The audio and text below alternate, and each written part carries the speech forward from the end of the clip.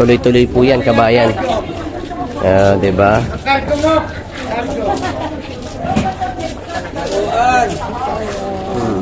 Ayan.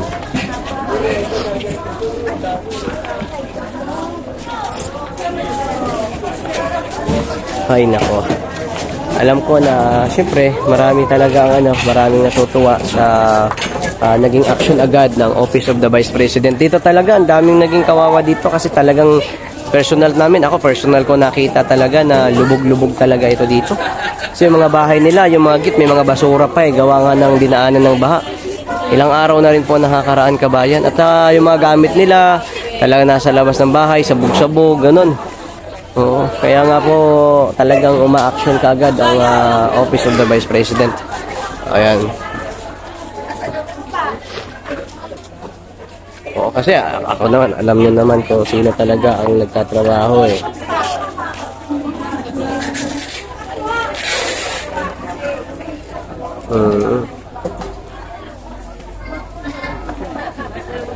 Hello sir.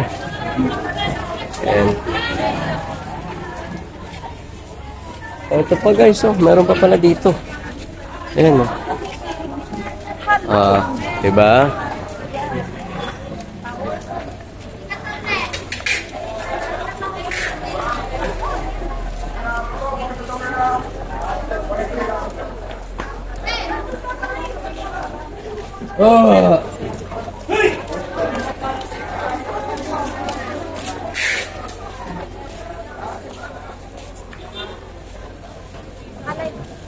Hindi mo.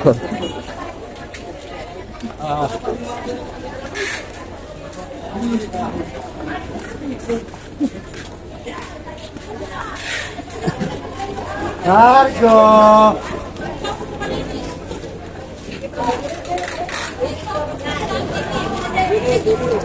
Ayan.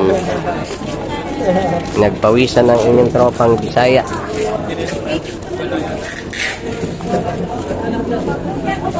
Grabe, simula umaga hanggang ngayon, kabayan. Ayan. Gandang hapon po. Galing sa... Ito tayo man dito. Bakit naman yung nagpapit? Bakit naman unang dito?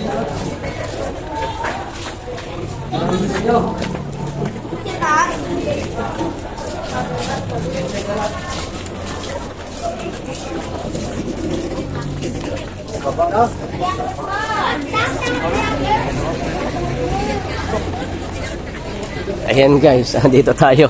Yung mga kasama natin, andyan na. Ito po. Mga sir.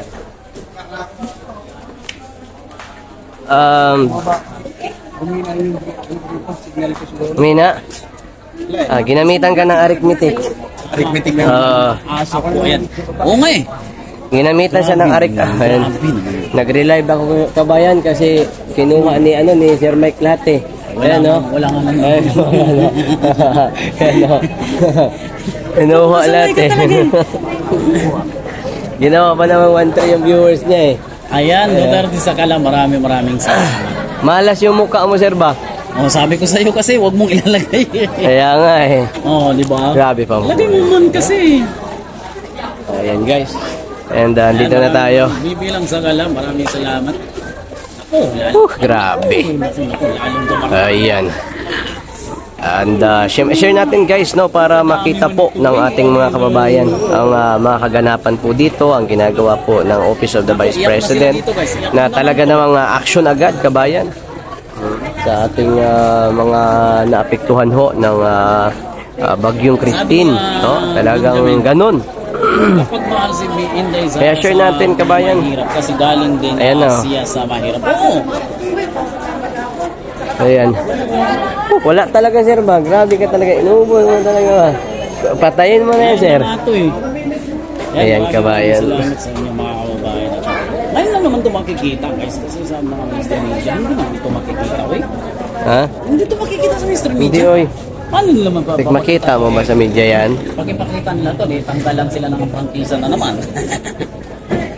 Hindi talaga, totoo yan. Halos lahat ho dito, kabayan. And mapapanood lang po ninyo sa vlogger. Aside that, wala na po, no? Kasi totoo lang, vlogger lang talaga ang siyang magbibigay po sa inyo ng mga ginagawa po ng BP. Maliban dyan, kung usahan natin ng media, wala hong mangyayari. Hindi nyo po ito makita, kabayan. Kaya like nyo na tong ating video at i-share po ninyo, para at marami po ang siyang makakita. And kayo na lang, no? Tayo na lang ang siyang magpakalat po nito, kabayan. Kasi hindi nagiging patas pagdating kay BP ang mga media, no? So ganun. Hindi yata public servant yung media eh. Diba? Hindi public servant yung media, ganun. Share natin, guys. Dito, umalis na agad yung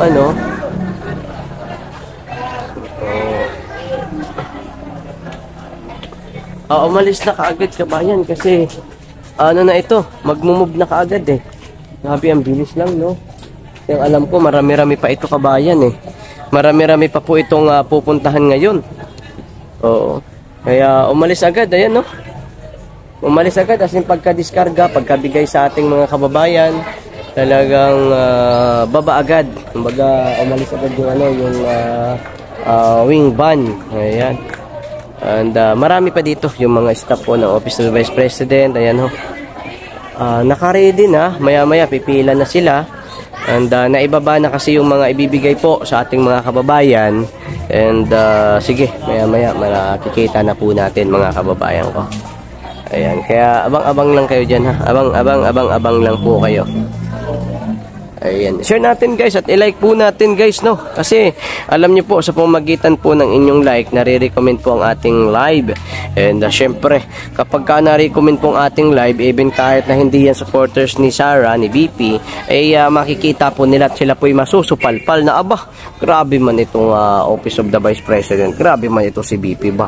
Talagang sa kabila ho ng itong mga senador, congressman, wala hong ibang tinapik yan kundi pabagsakin ho ang mga Duterte. Pero tingnan mo naman, guys, sino ho ang una ho nating makikita? Si BP, diba? Siya ho ang ating unang makikita, kabayan. Sa mga ganitong pagkakataon, diba? Danilo, Sheridan, maraming salamat po. Salamat, syempre, sa mga nag-share ng ating live at this time. Maraming salamat po sa yan. Binababa na po. Ano ba lugar to? Ano ba ang dito? Governor Armando Sanchez Type School Building, Paaralan Elementary ng Subic. Actually, Batangas pa nito, kabayan. And tuloy-tuloy po ang pagbaba dito. Ayan, no? And pang-apat na po ito na location, kabayan, no? Grabe talaga ba? And tuloy-tuloy po ang serbisyo ng ating mga volunteer. Ayan, nandun na po sila. Ayan, so dito naman yung iba tumulong na. Hello, sir. Ayan, and dito, ayan, tuloy-tuloy ang pagbaba, kabayan. Ayan. Ayan, no? So ganyan ho, talagang kumikilos, kabayan, ang OVP. Oo. Kaya kanina-kanina pa kaming umaga dito, and hanggang ngayon talagang kumikilos pa din talaga, kabayan. Ayan, no? Ayan. Hakot-hakot na sila, hakot-hakot na. Yung iba naman nasa school na, kabayan. Talagang dito pala sa lugar na ito dito sa ayan, no, paaralang elementarya ng Subic. So dito talaga mas tinamaan sila dito. Gabi yung dito, gabi yung ditong baha. Talagang maraming kababayan natin tuloy-tuloy ang pagbaba, ang apektado dito sa lugar na ito. Kasi naman kung gumana lang ng maayos ang flood control, maaring hindi ho ito maranasan po ng ating mga kababayan. Paano ba naman kasi hindi gumana ang flood control At personal nga pong nakiramay si Tatay Digong. Ha? Last night to? At yes po, personal pong nakiramay si Tatay Digong sa mga nasalantaho nasawi, no? Sa mga taga dito po sa Batangas. Kasi may mga nasawi dito, kabayan eh. Dito sa lugar po ng Batangas eh. Ayan. Kaya nga po pumunta dito si Tatay Digong. Tuloy-tuloy, oh. Ayan, oh. Oh, ayan, oh. Dito naman, tuloy-tuloy ang pagbaba. Sir! Kami mga damit na Meron dyan. nakuhan, pupuntahan lang nila kung may kasasama. Oo, dito daw, marami dito mga kababayan natin.